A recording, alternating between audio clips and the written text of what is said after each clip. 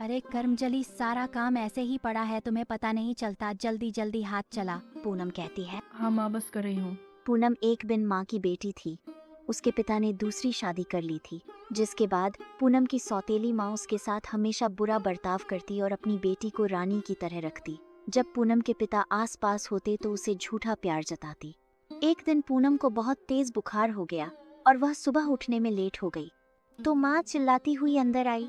वाह रे महारानी, अभी तक सो रही है? क्यों, काम तेरी माँ करेगी? क्या मैंने तुम्हें यहाँ हुक्म चलाने के लिए रखा है? खड़ी हो। पूनम रोते हुए। माँ, मुझे बहुत तेज बुखार है, मुझसे उठा भी नहीं जा रहा।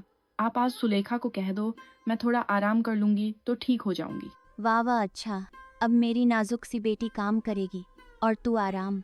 वाह रे तेरे नाटक, लगता है ये नाटक भी तूने तेरी माँ से सीखे होंगे। माँ, आप ऐसा क्यों कह रही हैं? और हर बात पे आप मेरी माँ को क्यों ले आती हैं? बहुत जुबान चल रही है तेरी, काट दूं। अब तेरा बुखार कहाँ गया? उठ, चल काम पे लग जा। और सारा काम करने के बाद आज तेरी बहन का मन है कुछ अच्छा सा चटपटा खाने का, तो वो बनाना। खड़ी होके काम पे लग जा, बहाने नहीं। पूनम धीरे धीरे चलकर काम में लग जाती है और फुसफुसाती। काश माँ, तुम जिंदा होती तो मुझे आज ये दिन नहीं देखना पड़ता।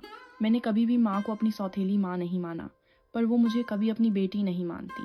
मैं हमेशा यही सोचती हूँ कि मैं ऐसा क्या करूँ जिससे माँ मुझे भी सुलेखा जितना ही प्यार दे। माँ आती है। हाँ महारानी जी, कितना टाइम लगेगा खाना बनाने में? सुलेखा थकी हारी आई होगी। सुलेखा जो आवारा और बिगड़ी हुई थी और हमेशा अपनी माँ को पूनम के खिलाफ भड़काती रहती थी, घर आती है और कहती है। माँ, आज तो मैं बहुत थक गई। माँ, पानी पिला दो। ओ कर्मजली, अपनी बहन के लिए पानी लेके आ। नहीं दिख रहा वो थकी हुई आई है। बाहर से पूनम पानी लेकर आती है। वह बुखार से तप रही थी, उससे चला भी नहीं जा रहा था। जैसे ही सुलेखा को पानी देने के लिए आती है, वैसे ही चक्कर खाकर गिर जाती है। इतने में पूनम के पिता आ जाते हैं।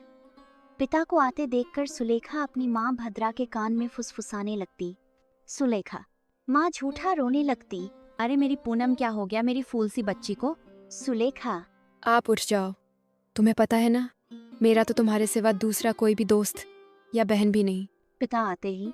बेटा पूनम, क्या हुआ तुम्हें? ये तो बुखार से तप रही है, तुम्हें कैसे नहीं पता चला? अजी, मैं तो सुबह से इसे कह रही आराम कर ले बेटी, पर ये मेरी कभी नहीं सुनती। अजी, आप जल्दी से वेद को बुलाओ। भजनलाल वेद को बुला के लाता है। वेद कहता है। पूनम को आराम की बहुत जरूरत है, इसे 4-5 दिन कोई काम न करवाए। हाँ, अब ये आराम ही करेगी। मैं देखता हूँ अब ये मेरी बात कैसे नहीं मानती। जब तक ये बिल्कुल सही नहीं हो जाती, मैं कहीं नहीं जाऊंगा। भजनलाल एक व्यापारी था। उसे अलग अलग जगह जाना पड़ता था काम के सिलसिले में। भद्रा और सुलेखा आश्चर्यचकित रह जाती। सुलेखा। माँ, अब तो सारा काम तुम्हें करना पड़ेगा। भद्रा। तुम्हें भी मेरी मदद करनी पड़ेगी। पता नहीं अचानक कैसे आ गया, वह खुद ठीक हो जाती। हमने भी हमारे जमाने में बहुत काम किए, चाहे बुखार हो या कुछ और। माँ, मुझसे काम की उम्मीद मत रखो, मुझे तो आराम ही पसंद है। कुछ दिनों बाद पूनम ठीक हो जाती हैं। बेटा, अब तू ठीक है, अब मैं जा सकता हूँ। बस आप अपना ध्यान रखिए।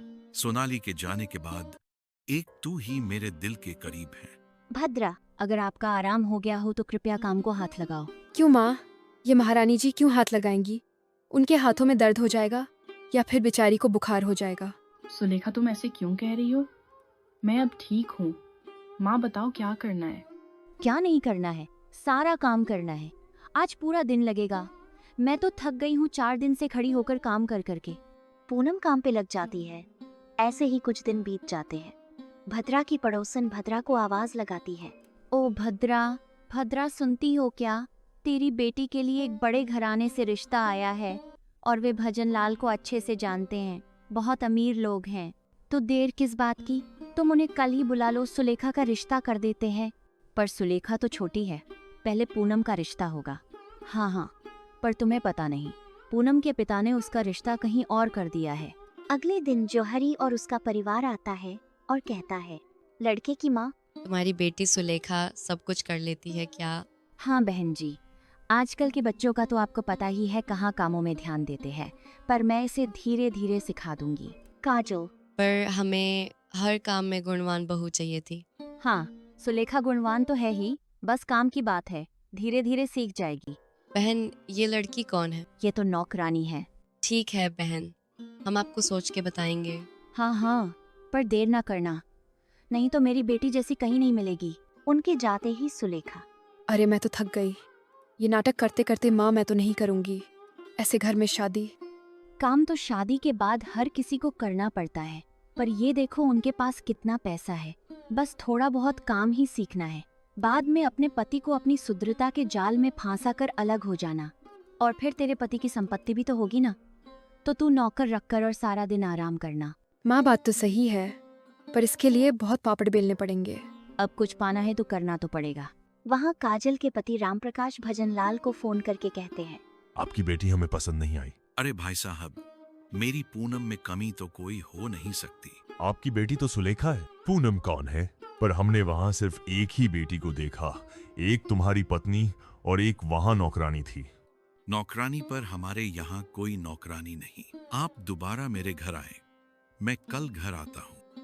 अगले दिन भजनलाल घर आता है और कहता है, आज अपने घर कुछ मेहमान आ रहे, थोड़ी नौकरानी को कहो अच्छे पकवान बनाए। क्या कह रहे हो? अपने घर कौन सी नौकरानी है? पिताजी, नहीं, मेरी बेटी है पूनम। आप ये क्या कह रहे हो पिताजी? माँ मुझे कभी भी अपनी बेटी से कम नहीं मानती। कोई बात नहीं, अभी पता चल जाएगा। इतने में रामप्रकाश और उसकी फैमिली आ जाती है। भद्रा चौंक जाती है। आप अब मुझे बताइए, आप हमारी नौकरानी से क्या पकवान बनवाना चाहते हो?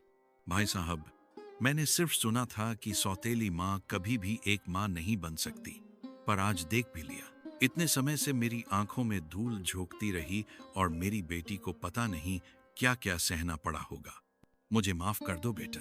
पिताजी, मैंने बहुत बार समझाया कि आप दीदी के साथ ऐसा व्यवहार न करें। वो आपकी बेटी है, पर माँ कभी समझी नहीं।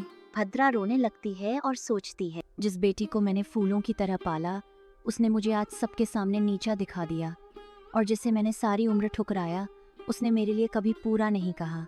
भद्रा, निकल जा मेरे घर से। मुझे तुझसे ये उम्मीद नहीं थी।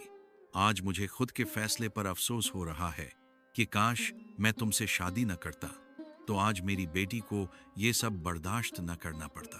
पिताजी, माँ चाहे मेरे साथ क्रूर थी, पर आज उनकी वजह से मैं हर चीज़ का सामना कर सकती हूँ। उन्होंने मेरी परवरिश इतनी मजबूत कर दी है कि मेरे लिए ये मेरी माँ से भी बढ़कर है। आप ऐसा ना करें। माँ, चुप हो जाओ, मैं हूं ना, आपको कोई भी नहीं निकालेगा।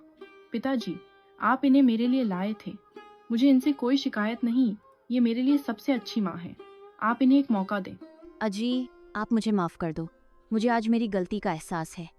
जिसे मैं सोना समझ सब संभालती रही, वो तो एक पत्थर निकला, और सोने के हमेशा पत्थर समझकर दूर किया। मुझे माफ कर दो। भाई साहब, आप इन्हें माफ कर दो।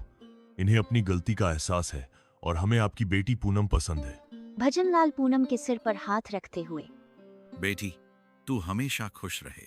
जो दुख तूने मेरी वजह से बर्दाश्त किया, उसके लिए मुझे माफ कर दो।